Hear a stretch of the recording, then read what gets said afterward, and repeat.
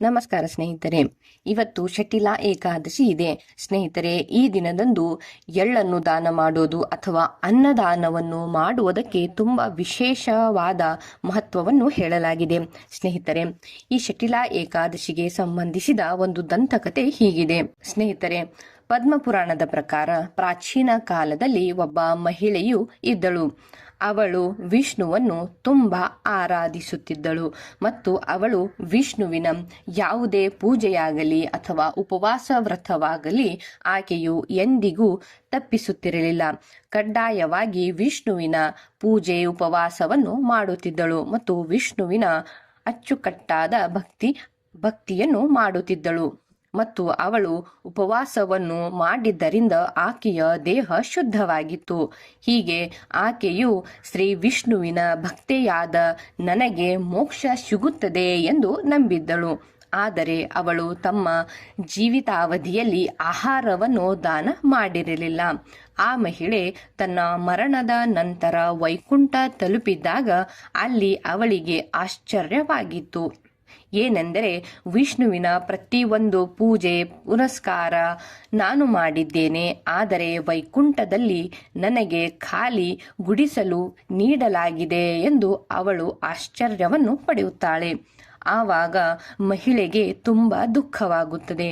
ಶ್ರೀ ವಿಷ್ಣುವಿನ ಬಳಿ ಹೋಗಿ ನಾನು ನಿನ್ನ ಭಕ್ತಿ ಮನಸಾಪೂರ್ವಕವಾಗಿ ಮಾಡಿದ್ದೇನೆ ಮತ್ತು ಉಪವಾಸ ವ್ರತಗಳನ್ನು ಎಲ್ಲ ಮಾಡಿದ್ದೇನೆ, ನನಗೆ ಏಕೆ ಕೇವಲ ಗುಡಿಸಲನ್ನು ನೀಡಿದಿರಿ ಎಂದು ವಿಷ್ಣುವಿಗೆ ಕೇಳುತ್ತಾಳೆ. ಅದಲ್ಲದೆ ನಾನು ನಿಮ್ಮ ಪೂಜೆಯ ನಿಯಮಗಳನ್ನು ಚಾಚು ತಪ್ಪದೆ ಪಾಲಿಸಿದ್ದೇನೆ, ನನಗೇಕೆ ಖಾಲಿ ಗುಡಿಸಲು ಸಿಕ್ಕಿದೆ ಎಂದು ಆಕೆಯು ಕೇಳುತ್ತಾಳೆ. ಆಗ ಶ್ರೀ ವಿಷ್ಣುವು ನೀನು ಪೂಜೆ ಪುರಸ್ಕಾರ ಎಲ್ಲ ಮಾಡಿದ್ದೆ, ನಿನ್ನ ಪೂಜೆಯ ಫಲದಿಂದ ವೈಕುಂಠಕ್ಕೆ ನೀನು ಬಂದಿದ್ದೆ, ಆದರೆ ನಿನ್ನ ಜೀವನದಲ್ಲಿ ನೀನು ಯಾವತ್ತೂ ಏನನ್ನು ದಾನ ಮಾಡಿಲ್ಲ, ಆದ್ದರಿಂದ ನಿನಗೆ ಈ ಫಲ ಸಿಕ್ಕಿದೆ ಎಂದು ಹೇಳುತ್ತಾರೆ. ನಂತರ ವಿಷ್ಣು ಒಮ್ಮೆ ನಾನು ನಿನ್ನ ಉದ್ಧಾರಕ್ಕಾಗಿ ಭಿಕ್ಷೆ ಕೇಳಲು ಬಂದಿದ್ದೆ, ಆದರೆ ನೀನು ಆಹಾರ ನೀಡುವ ಬದಲಿಗೆ ನನಗೆ ಮಣ್ಣಿನ ಮುದ್ದೆ ನೀಡಿದ್ದೆ, ಹಾಗಾಗಿ ವೈಕುಂಠದಲ್ಲಿ ತೃಪ್ತಿ ಸಿಗಲ್ಲ ಎಂದು ಹೇಳುತ್ತಾರೆ.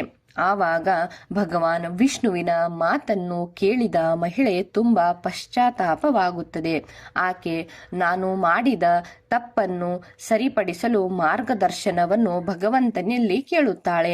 ಆಗ ಶ್ರೀಹರಿಯು ದೇವಕನ್ಯೆಯರು ನಿನ್ನನ್ನು ಭೇಟಿಯಾಗಲು ಬರುತ್ತಾರೆ, ಅವರನ್ನು ನಿನ್ನ ಗುಡಿಸಿನಲ್ಲಿಗೆ ಆಹ್ವಾನಿಸಬೇಕು. ನಂತರ ಅವರು ಶಟಿಲಾ ಏಕಾದಶಿಯ ಉಪವಾಸದ ಕಥೆಯ ಬಗ್ಗೆ ಹೇಳುವವರೆಗೆ ಗುಡಿಸಲಿನ ಬಾಗಿಲು ತೆರೆಯಬಾರದು. ಆದ್ದರಿಂದ ದೇವಕನ್ಯೆಯರು ಬಂದಾಗ ಮಹಿಳೆಯು ಅವರನ್ನು ತನ್ನ ಗುಡಿಸಲಿಗೆ ಆಹ್ವಾನಿಸಿ ಅವರ ಬಳಿ ಶಟಿಲಾ ಏಕಾದಶಿಯ ಬಗ್ಗೆ ಕಥೆಯನ್ನು ಕೇಳಲು ಶುರು ಮಾಡುತ್ತಾಳೆ. ಅವಳು ಶಟಿಲಾ ಏಕಾದಶಿಯ ಮಹತ್ವವನ್ನು ಹೇಳುತ್ತಾರೆ. ಅದರ ನಂತರ ಮಹಿಳೆಯು ವಿಧಿವಿಧಾನದ ಪ್ರಕಾರ ಶಟಿಲಾ ಏಕಾದಶಿಯ ವ್ರತವನ್ನು ಪೂರ್ಣಗೊಳಿಸುತ್ತಾಳೆ. ಇದರಿಂದ ಆಕೆಯ ಪಾಪಗಳು ಕಳೆದು ಗುಡಿಸಲಿನ ಅವಳು ಬಯಸಿದಂತೆ ಆಹಾರ ಮತ್ತು ಐಶ್ವರ್ಯ ಸಿಗುತ್ತದೆ. ಕೊನೆಗೆ ಅವಳು ವೈಕುಂಠದಲ್ಲಿ ಸಂತೋಷದಿಂದ ತನ್ನ ಕಾಲವನ್ನು ಕಳೆಯುತ್ತಾಳೆ ಎನ್ನುವಂತಹ ಒಂದು ದಂತಕತೆ ಬರುತ್ತದೆ ಸ್ನೇಹಿತರೆ. ಇಂಥದ್ದೇ ಅನೇಕ ಮಾಹಿತಿಗಳಿಗಾಗಿ ಚಾನೆಲ್ನ ಸಬ್ಸ್ಕ್ರೈಬ್ ಮಾಡಿಕೊಳ್ಳಿ. ಧನ್ಯವಾದ.